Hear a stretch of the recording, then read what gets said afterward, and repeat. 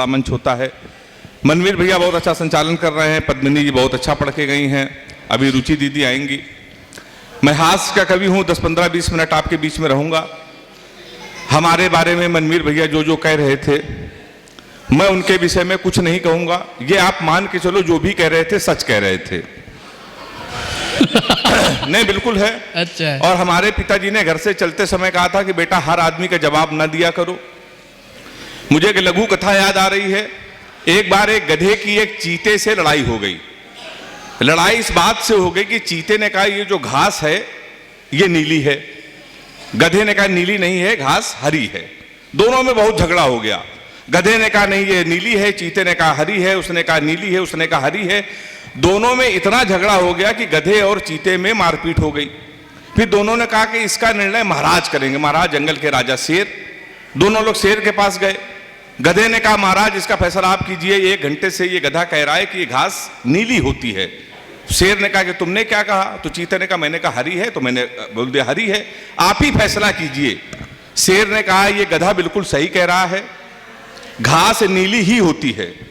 इस चीते को 2 साल के लिए जेल में डाल दो, उसका खाना पीना बंद। तो चीते ने कहा कि इतनी बड़ी हमें सजा क्यों दे रहे हो? तो शेर ने कहा कि जो आदमी गधे से बहस करे एक बार तालियां बजा दीजिए इधर वाले भी जोरदार, तो मैं शुरू हो जाऊं। बहुत अच्छे। तो मैं सबका जवाब नहीं दे सकता हूं। महिलाएं बैठी हैं, महिलाओं के विषय में बहुत बातें हो रही थी। कवि सम्मेलनों में आप आई हैं, मुझे बहुत अच्छा लग रहा है।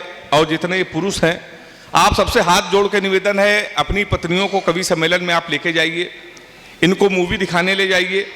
इनके साथ कभी भी खरीदारी मत कीजिएगा, कभी भी शॉपिंग मत कीजिएगा, नहीं जीवन भर रोएंगे मैं रो रहा हूं। मैं तो लगातार कवि सम्मेलन में रहता हूं। अभी 3 दिन पहले मैं अपने घर गया, हमारी पत्नी कहने लगी रोज कवि सम्मेलन में रहते हो, चलो तुमको कुछ कपड़े दिलाना है। हमने कहा दिला लो। हमको एक शॉपिंग मॉल में ले गई, उसने दुकान वाले को बुलाया, उसने कहा भैया इनको कुछ कपड़े दिखा दो, कुछ शर्ट दिखा दो। वो 4-5 शर्ट लेके आया। पत्नी ने पूछा ये लाल वाली कैसी लग रही है? अब आप अपने कलेजे पे हाथ रख के कसम खाइए, आपकी पत्नी आपसे कोई चीज पूछ ली ये कैसी है, तो आपको डर के मारे कहना पड़ेगा अच्छी है, या तो हाँ में हाँ मिलाना पड़ेगा। आप चाहे विधायक हो, मंत्री हो, कुछ भी हो जाओ, हाँ में हाँ मिलाना पड़ेगा। कहने लगी ये लाल वाली शर्ट कैसी? हमने कहा लाल वाली अच्छी है। कहने लगी थोड़ी बड़ी है। हमने कहा थोड़ी बड़ी है। कहने लगी बड़ी है तो काम आएगी। तो हमने कहा काम आएगी। कहने लगी 2 ले लें? हमने कहा 2 ले लो। कहने लगी 2 ज्यादा हो जाएगी। हमको हाँ में हाँ मिलाना, तो हमने कहा 2 ज्यादा हो जाएगी। कहने लगी लेकिन ये आगे काम आएगी। तो हमने कहा आगे काम आएगी। कहने वाली ये नीली वाली तुम्हारे ऊपर बहुत खिलेगी। हमने कहा नीली वाली बहुत खिलेगी। बोली अभी तो तुम लाल वाली अच्छी कर रहे थे। हमने कहा लाल वाली भी अच्छी है। बोली नीली वाली से अच्छी ये हरी वाली लग रही। हमने कहा हरी वाली का कोई जवाब नहीं है। बोली ये पीली वाली कैसी लग रही? हमने कहा पीली वाली सबसे अच्छी है। बोली ये हरी वाली तो तुम्हारे ऊपर सर्वाधिक खिलेगी, ये ले ले। हमने कहा ले लो। तुम्हें पसंद है? हमने कहा पसंद है। उसने दुकान वाले को बोला, उसने कहा भाई हरी वाली पसंद है, इनको पैक कर दो। हम पैक करा के आए, पहली धुलाई में हरी वाली ने कलर छोड़ दिया। वो बेलन लेके हमारे पास आई, कहने लगी 3 घंटे से कह रही थी लाल वाली ले लो। सारे लोग ताली बजाओ, नहीं हाथ यही रहेगा मेरा। तो बिल्कुल मैं भाई साहब बहुत डरता हूं। अभी लपेटे में नेताजी में मैं लगातार आता हूं, आप लोगों ने देखा होगा, उसमें नेताओं को लपेटता हूं। बीजेपी के नेताओं को मैं कसम खा के कह रहा हूं बिल्कुल नहीं लपेटता हूं, सही बता रहा हूं भैया। आप मेरा कोई भी एपिसोड उठा निकलिए सर वागीश जी, मैं बीजेपी के नेताओं को नहीं लपेटता हूं। उसके 2 कारण हैं। पहला कारण यह है कि मैं कानपुर का हूं। दूसरा कारण यह है कि मैं कार से चलता हूं। जिस दिन बीजेपी वाले की कार पलटी थी, कानपुर वाले की, तो हमने कसम खा ली हम बीजेपी वालों को कभी नहीं निपटाएंगे।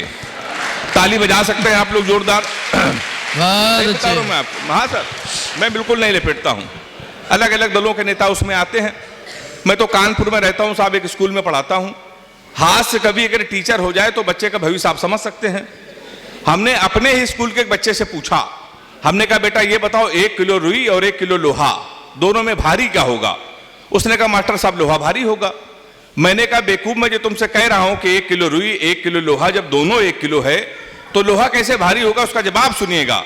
उसने कहा मास्टर साहब आप हमको 1 किलो रुई फेंक के मारिए, हम आपको 1 किलो लोहा फेंक के मारते हैं। लेकिन तालियां कमजोर है आपकी।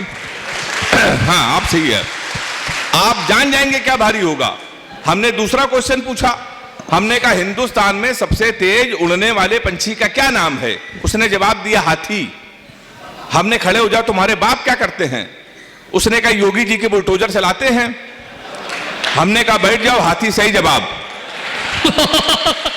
हाँ बहुत अच्छे। तो भाई साहब मास्टर भी बड़ा होशियार होता है। मैं उसी कानपुर से आया हूं, बहुत अद्भुत लोग आप मिलते हैं। आप पूरी दुनिया में कहीं चले जाइए, आप कभी कानपुर आइएगा तो आपको लगेगा इतने अद्भुत प्राणी कानपुर में क्यों रहते हैं। आप कभी बनारस जाइए, रेलवे स्टेशन पर उतरिए तो वहां लिखा रहता है बनारस का पान आपका स्वागत करता है। आप कभी आगरा जाइए, वहां उतरिए, वहां लिखा रहेगा आगरा का पेठा आपका स्वागत करता है।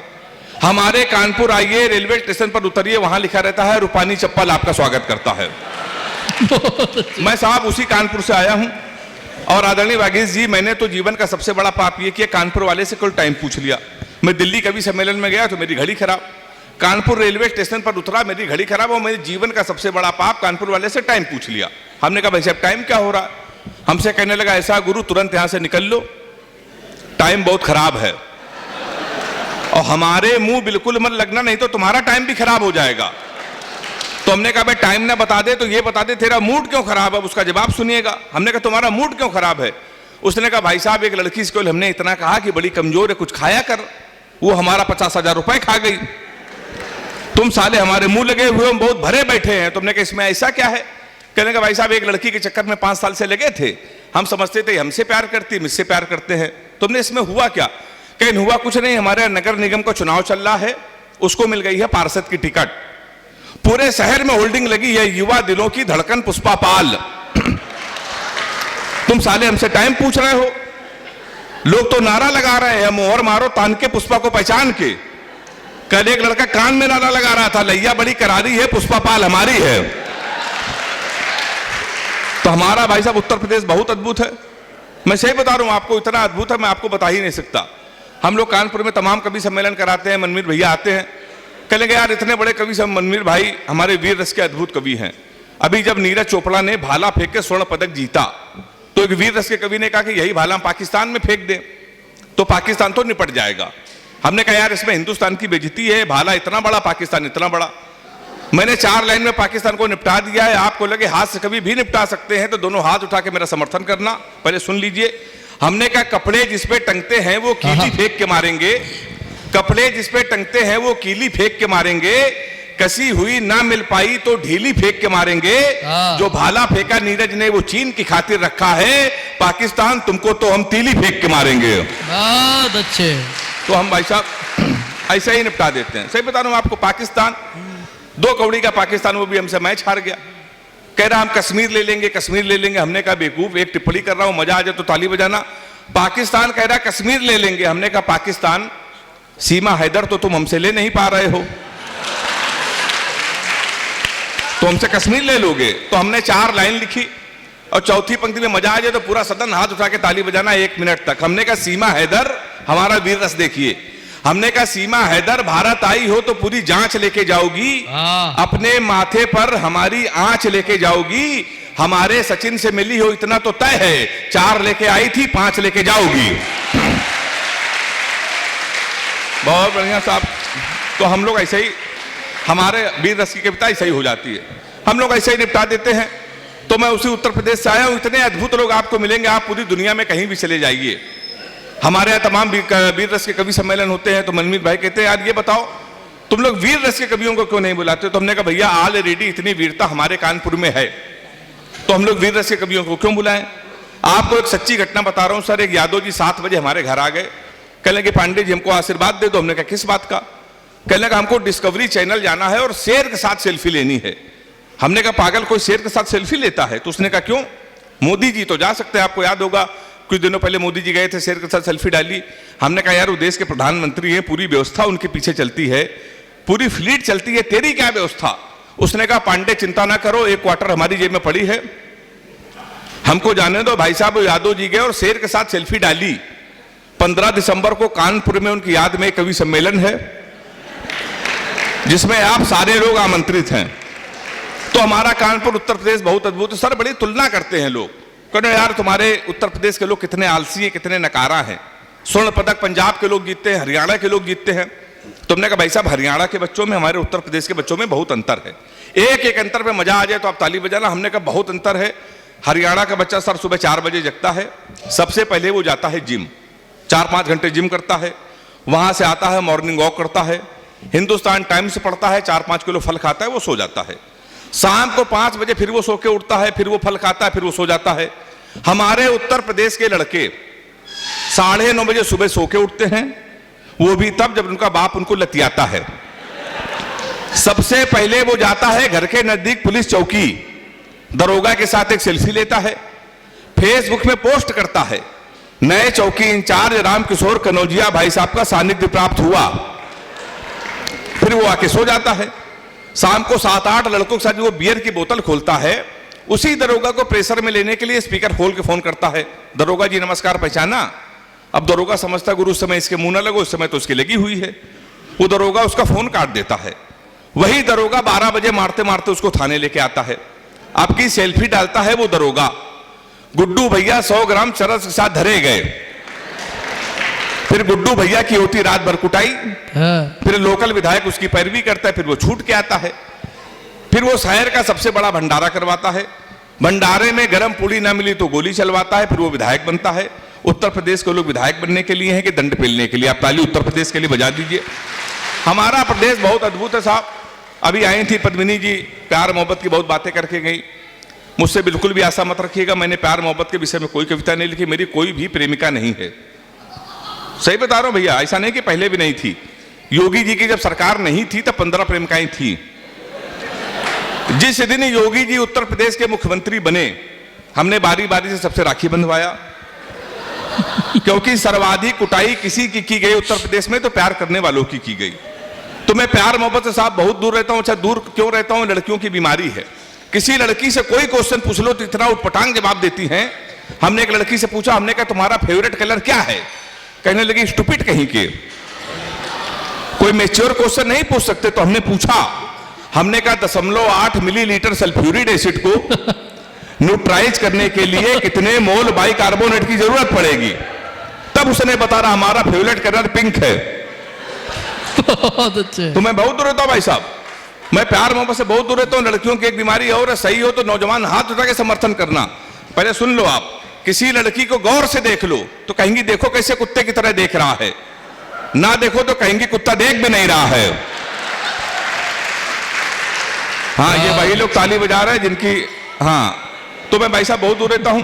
अच्छा, मनमीर भाई कह रहे थे कि नाम में कुछ नहीं रखा। सर बिल्कुल सही है, नाम में कुछ नहीं रखा है। मुस्कान नाम था उसका, वो हमारा नुकसान करके चली गई। फिर हम रोशनी नाम की लड़की में शिफ्ट हुए, 2.5 साल उसने भी हमको अंधेरे में रखा। लोग सही कहते हैं नाम में कुछ नहीं लिखा। लड़कियों के देखिए, ये अपने बॉयफ्रेंड का नाम मोबाइल में सेव करती हैं, माई हनी बेबी करती है ना, माई स्वीट हार्ट, माई जानू, माई डार्लिंग। इन बेचारे लड़कों को देखिए, लड़कियों का नाम मोबाइल में सेव करते हैं, पप्पू हलवाई, बहुत अच्छे, राशिद प्लम्बर, क्या बात है, मुन्ना हवलदार। ताली बजाइए जोरदार। तो मैं भाई साहब बहुत दूर रहता हूं। अभी पिछले साल मैं दुबई गया, दुबई के मुशायरे में, दुबई का सबसे बड़ा कवि सम्मेलन होता है। तो हमारी वाली को पता चला कि हम दुबई में हैं, तो उसने हमको फोन किया, कहले हमने सुना है तुम दुबई में हो। तो हमने कहा सही सुना है। कहने लगी हमारे लिए एक सोने की चैन ले आना। तो हमने कहा क्यों? कहले एक तो दुबई में सोना सस्ता है और जीवन भर मैं तुमको याद करती रहूंगी। तो हमने कहा पगली हम चैन नहीं लाएंगे, फिर भी हमको याद करती रहोगी। हमने कहा उसने पूछा कैसे? हमने कहा जीवन भर सोचोगी। हराम खोर से पहली बार कुछ लाने को कहा था, ये वहां से भी खाली हाथ चला आया है। तो साहब हमारी हालत क्या हो गई? ये 4 लाइन सुना रहे, मजा आ जाए तो पूरा सदन आसित बजाना। एक एक प्रेमिका को बांट कर ले गए, जो नहीं माना उसे डांट कर ले गए, जिस पेड़ पे बांधा था मोहब्बत का धागा, नगर निगम वाले उसे भी काट कर ले गए। तो मैं बहुत दूर रहता हूं प्यार मोहब्बत से। एक बार हमारी वाली ने हमको फोन किया, बोली हम तुम एक कमरे में बंद हो और चाबी खो जाए। हमने कहा क्या दिमाग से हिल गई? अगर धोखे से चाबी कहीं तेरे बाप को मिल गई तो प्यार क्या होता है बताएंगे, रात भर तमंचे पे डिस्को कराएंगे। तो साहब मैं बहुत दूर रहता हूं प्यार मोहब्बत से। तो मनमीर भैया कहते हैं यार प्यार मोहब्बत नहीं करेंगे, दूर क्यों रहते हो? तो मैंने 4 लाइन लिखी, आपको सुना रहा हूं। मैं एक बहुत खराब है लेकिन आपकी तालियां बहुत अच्छी हैं, फिर मजा आ जाए तो ताली बजाना। प्यार मोहब्बत से हम लोग उत्तर प्रदेश वाले दूर क्यों रहते हैं हाँ कि एक फूल तुझे देने के लिए सस्ते में ले लिया, वाह। एक फूल तुझे देने के लिए सस्ते में ले लिया, देखे ना कोई इसलिए बस्ते में ले लिया, फूल तुझे देने को निकले थे जाने मन, पर यूपी पुलिस ने उसे रास्ते में ले लिया। हाँ तो हम लोग साहब बहुत दूर रहते हैं प्यार मोहब्बत से। अच्छा ये नहीं, इसका मतलब ये नहीं कि लड़कियों की मैं कोई बुराई कर रहा हूं, ये लड़कियां बड़ी इमोशनल होती हैं, कभी कभी बड़ी लाड़ में आ जाती हैं। एक बार हमारी वाली लाड़ में आ गई, उसने हमको 2:30 बजे फोन किया, हाँ कहने लगी सो रहे हो तो सपने भेजो, जाग रहे हो तो यादें भेजो, अच्छे मुस्कुरा रहे हो तो हंसी भेजो। हमने कहा हम लोटा लेके खेत में बैठे हैं, क्या भेज दें हम? ताली जोरदार बजाइए आप लोग। तो भाई साहब हम लोग प्यार मोहब्बत से बहुत दूर रहते हैं, सही बता रहा हूं। अभी तो मैं जब लाफ्टर शो में गया, फाइनल तक पहुंचा, तो मैं शूटिंग कर रहा था तो हमको सपना चौधरी मिल गई। कहने लगे यार तुम उत्तर प्रदेश से आए हो, तुम्हारे प्यार मोहब्बत पे बैन लगाए, अपने स्टाइल में कोई 4 लाइन सुनाओ। हमने उनको 4 लाइन सुनाई, अगर आपको मजा आ जाए तो आप ताली बजाना। हमने कहा मुंबई ले चलो या ठाणे ले चलो, साथ अपने हैंडसम एक पाड़े ले चलो, मुंबई ले चलो या ठाणे ले चलो, साथ अपने हैंडसम एक पाड़े ले चलो, यूपी में मेरे प्यार में बैन लगा है, सपना जी आप मुझे हरियाणा ले चलो। तो हमारा उत्तर प्रदेश साहब बहुत अद्भुत है, हम लोग हास्य कवि हैं। मनवीर भाई बहुत सही कहते थे, हम लोगों को सर सीरियस नहीं लेता है, इसी चक्कर में हम लोगों की शादियां नहीं होती। तमाम रिश्ते हम लोगों के घर पे आते हैं, केवल ये पता चल जाए लड़का हास्य कवि, रिश्ते वैसे लौट जाते हैं। तमाम शादियां हमारे घर आई, पता चला लड़का हास्य कवि, रिश्ते वैसे लौट गए। एक रिश्ता हमारे आया तो लड़की की माँ ने हमारी माँ से पूछा लड़का क्या करता है, तो हमारी माँ ने कहा कवि है। बोले उनके पिताजी क्या करते हैं, बोले वो भी कवि। बोले उनके पिताजी, बोले वो भी कवि। बोले क्या घर में कोई इंसान नहीं है? रिश्ता लौट गया। 1 महीने बाद फिर एक रिश्ता आया, फिर लड़की की माँ ने हमारी माँ से पूछा लड़का क्या करता है, तो हमारी माँ ने कहा कवि। उन्होंने कहा शादी मंजूर। अच्छा कवि के नाम से कई रिश्ते लौट गए, तो हमारी माँ ने कहा मंजूर क्यों? वो बोली जोड़ी बहुत अच्छी रहेगी, आपका लड़का कवि, हमारी लड़की पागल है। तो साहब हमारे साथ तो ये होता है। लेकिन एक दिन हमारी शादी हो गई सर, आपको बिल्कुल सच्ची घटना है। ये सारे जितने बड़े कवि हमारी बारात आए थे, भारत और पाकिस्तान का मैच था, सेमीफाइनल। आइए सब जल्दी। हाँ हमारी तरफ चिल्लाया, बोला छक्का। हम डर गए साहब, हमने कहा भाई कहां छक्का? कहने लगा विराट कोहली ने मारा है। तो हमने कहा भाई कोहली ने मारा तो हमारी तरफ क्यों देख रहे हो? शादी के पहले दिन छक्का कह रहा हो देख के हमको। हमने कहा अब की मारे तो हमारी तरफ ना देखना। पता चला 2 मिनट बाद इंडिया मैच जीत गई। किसी ने खुशी के मारे घोड़ी के नीचे सुतली बम रख दिया। अब वो बम फटा तो घोड़ी भागने लगी, हम भी भागने लगे। हमने चलती घोड़ी से पिताजी को फोन मिलाया, हमसे बोले कहां हो बेटा? हमने कहा पिताजी भाग रहे हैं। बोले किसके साथ? बहुत अच्छे। ताली तो आप लोग ऐसे बजा रहे इसमें बारात आए थे। हमने कहा घोड़ी के साथ। बोले मैं शर्म नहीं आती, भागना तो किसी लड़की के साथ भाग जाते। हमने कहा पिताजी वो बहक गई थी। कहने लगे आज घोड़ी बहकी है, कल को गधी बहकी तो उसके साथ भाग जाओगे। उन्होंने भाई साहब मोबाइल बंद कर लिया, 1 हफ्ते लगातार हम भागते हो। हमने कहा हाँ। कहने लगे तुम्हारे नाम पहले से FIR है घोड़ी के अपहरण की, तुमको 2 दिन का समय दे रहे हैं, घोड़ी नहीं आई तो तुम जेल चले जाओगे।